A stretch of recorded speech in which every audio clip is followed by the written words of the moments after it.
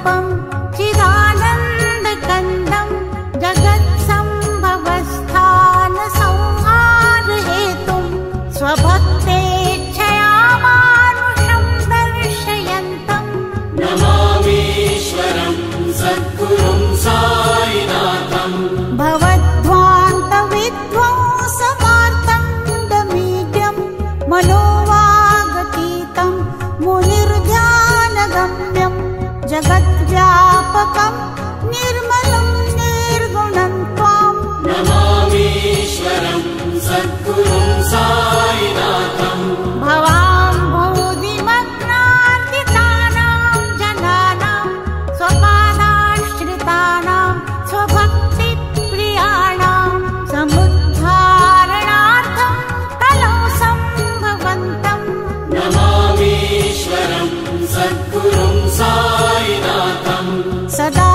निम्बवृक्षस्य मूलादिवासात् सुधास्राविणं तिक्तमप्यप्रियन्तं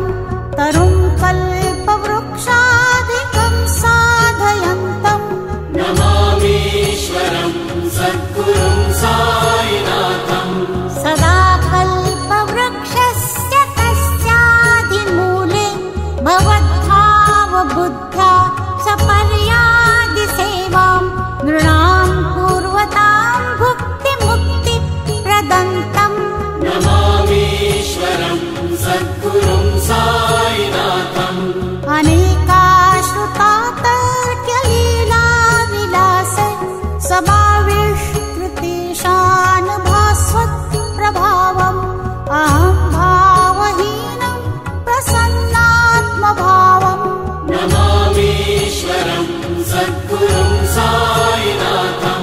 सतां विश्रमाराममेवाभिरामं सदा सज्जनैः संस्तुतं सन्नमध्ये जनामोददं भक्तभद्रप्रदन्तं नमामीश्वरं सद्गुरुं साईनाथं अजन्माद्यमेकं परब्रह्म साक्षात् स्वयं सम्भवं राममेवावतीर्णं भवद्दर्शनात् सम्पुनितः प्रभोऽहम् नमामीश्वरं सद्गुरुं साईनाथं श्री साई शर्वाणिहे किरणा सर्वार्थसिद्धिप्रद युष्मत्पादरजप्रभावमतुलं धाता विवक्ता क्षमः सद्भक्त्या शरणं कृताञ्जलिपुट सम्प्रापितोऽस्मि प्रभो श्रीमत्साई परेश पादकमला नान्यशरण्यं मम साई रूपधर राघवोत्तमं भक्तकामविबुधद्रुमं प्रभो माययोपहत चित्तशुद्धये चिन्तयामि महर्निशं मुदा शरत्सुधांशु प्रतिमप्रकाशं कृपातपत्रं तव साईनाथ त्वदीयपादाब्जसमाश्रितानां स्वच्छायया तापमपाकरोतु उपासनादेव साईनाथ स्तवैर्मयोपासनिना सुतस्त्वं रमेन्मनो मे तव पादयुग्मे भृङ्गो यथा ते मकरन्दरुद्धः अनेकजन्मार्जितपापसंशयो भवेत् भवत्पादसरोजदर्शनात् क्षमस्व सर्वान् अपराधपुञ्जकान् प्रसीद साई सद्गुरो दयानिधे श्री साईनाथ चरणामृतपोतचित्तास् तत्पादसेवनरता सततं च भक्त्या संसारजन्यदुरितोद्धवनिर्गतास्ते कैवल्यधाम परमं समवाप्नुवन्ति